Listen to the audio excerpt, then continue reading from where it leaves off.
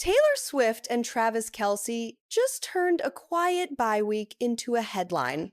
On a crisp New York evening, the newly engaged power couple slipped into the Polo Bar coordinated, composed, and completely aware that every lens in Manhattan was pointed at them. She wore a dark off-the-shoulder top with soft gray wide-leg trousers and a black baguette bag. He mirrored the mood in a black Henley and deep green pants. The look said everything. Low-key luxury. No need to flex, we're here. Together. And this is normal now. But nothing about this romance is normal. Their dinner date lands smack in the middle of the Chiefs' bye week, a rare pause in a season still stinging from a tough loss while the internet counts down to their next public chapter, the wedding. On his podcast, Jason prodded Travis for personal plans. Travis shut it down with a grin and a firm, no chance. The message was clear. The only schedule that matters tonight is a table for two. New York has seen 1,000 famous couples, but few command the room like this. Ever since the August engagement, her ring, an old mine brilliant, antique-leaning and unapologetically massive, has become pop culture's most discussed piece of jewelry. She jokes she can't stop staring at it. Fans can't either. And yet, for all the noise, their quiet tells the real story.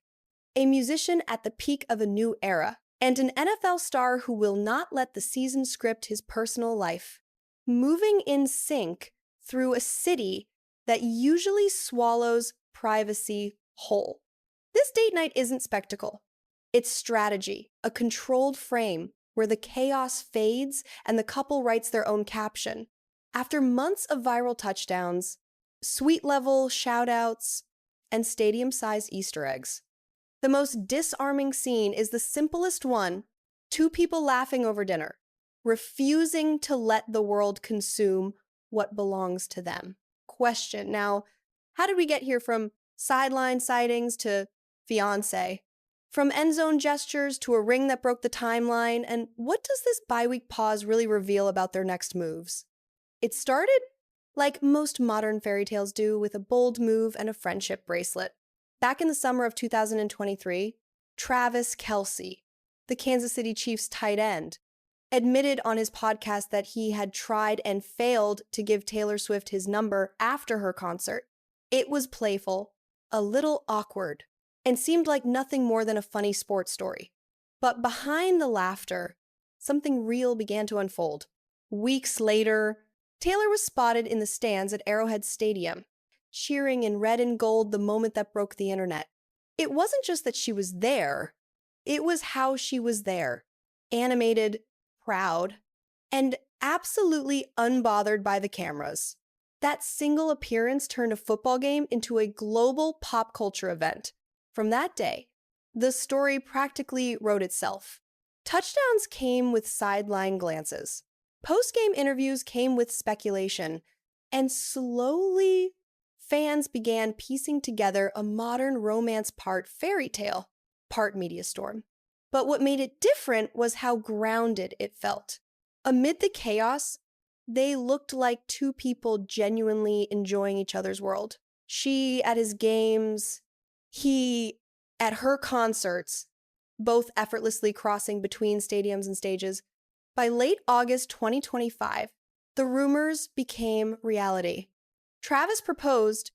The engagement ring, designed by fine jeweler Kindred Lubeck, featured an old mine brilliant diamond antique, timeless, classic, and unmistakably Taylor. When she showed it off on The Tonight Show, her reaction was pure joy. I still look at it like, wow, that really happened. She said, laughing. Since then, every public appearance, from her Life of a Showgirl album tour to this quiet dinner at the Polo Bar, has painted a picture of balance. Two people at the peak of their worlds, carving out normalcy in between the noise. It's the kind of love story that feels cinematic because it's not pretending to be perfect. There's glamour, yes, but beneath it, there's something even stronger: comfort.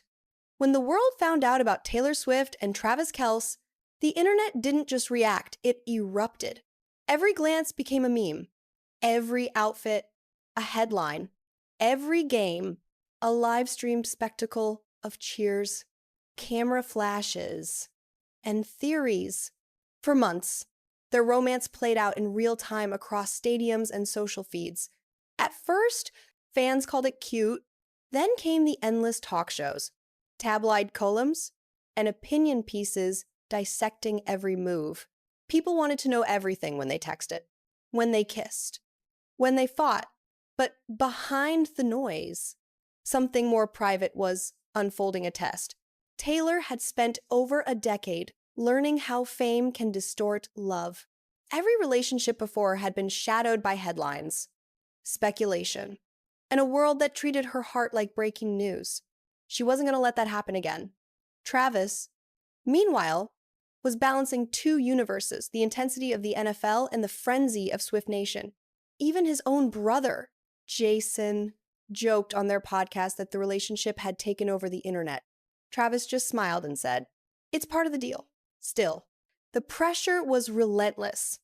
When the Chiefs lost to the Bills earlier this month, critics wasted no time blaming distractions, pointing fingers at everything, even love itself. But instead of responding, the couple went quiet. Then came their move subtle, elegant, and strategic. A private dinner at the Polo Bar in New York City. No red carpet, no PR announcement, just two people choosing each other over the chaos. He had his bye-week time to rest. She had finished a press tour, time to breathe. And in that tiny sliver of calm, they reminded the world what their relationship truly was. Not a storyline, but a sanctuary. That's the turning point. After months of speculation, they're showing, not telling, that the most powerful love story in Hollywood isn't about the spotlight. It's about learning to turn it off. The moment Taylor Swift and Travis Kelce stepped out of the Polo Bar, the flashlights hit like fireworks. Dozens of photos appeared online within minutes, her hand on his arm, their matching smiles. The unmistakable glow of two people at ease with the chaos surrounding them. It wasn't staged. It didn't need to be. Within hours, social media lit up. "Look at them, they're so in love." One fan wrote. Others flooded timelines with praise for Taylor's effortless elegance and Travis's gentlemanly composure. For once, the internet wasn't tearing them apart, it was cheering them on. But not everyone was kind. A few skeptics rolled their eyes, calling it too perfect, questioning how long something this high profile could last. Yet the louder the speculation grew, the quieter the couple became. No statements, no interviews, no explanations, just smiles and silence. Meanwhile, in Kansas City and Nashville, the two cities that define their worlds, the reaction was pure joy. Locals spoke about them like neighbors rather than stars. She makes him happy.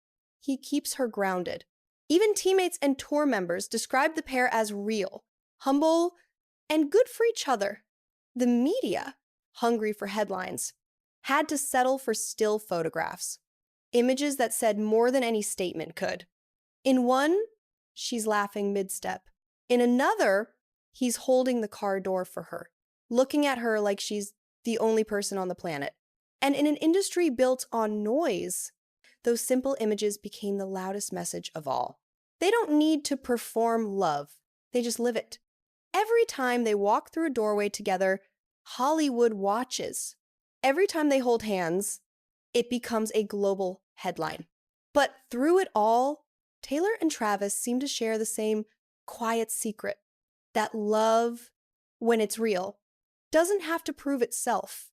It just is. For nearly 2 decades, Taylor Swift has turned heartbreak into anthems and private pain into poetry. Her life has been written in headlines. Her relationships picked apart. Her every move dissected under the world's brightest spotlight. And yet, after all those years of noise, she's finally found something she's never truly had before. Peace. With Travis Kelce, love doesn't come with drama or performance. It comes quietly, wrapped in comfort, laughter, and stability, the kind that doesn't need an audience. He's not chasing her fame, and she's not trying to fit into his world. They've built something new, a partnership that stands on balance. Friends close to them say that for the first time in years, Taylor feels grounded, no chaos, no second guessing, just warmth. She still tours, still dominates charts, still sells out stadiums, but when the lights go down, she gets to go home to someone who calls her fiancé, someone who doesn't need the music to know her rhythm. As for Travis, his world, the roar of the crowd, the grind of the season suddenly feels different. He's playing for something beyond trophies now. In interviews, he never says much, but when asked about Taylor, he smiles in a way that doesn't need words.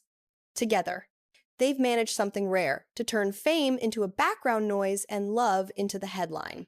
Their quiet dinners, shared glances, and inside jokes have become symbols of what everyone secretly hopes for: a love that's real, steady, and strong enough to survive the storm. Maybe that's the lesson in their story, that no matter how loud the world gets, real love speaks in whispers. And sometimes, after years of heartbreak and headlines, the happiest ending isn't a song. It's a moment of stillness, a hand to hold, and the simple joy of being seen, not by millions, but by one.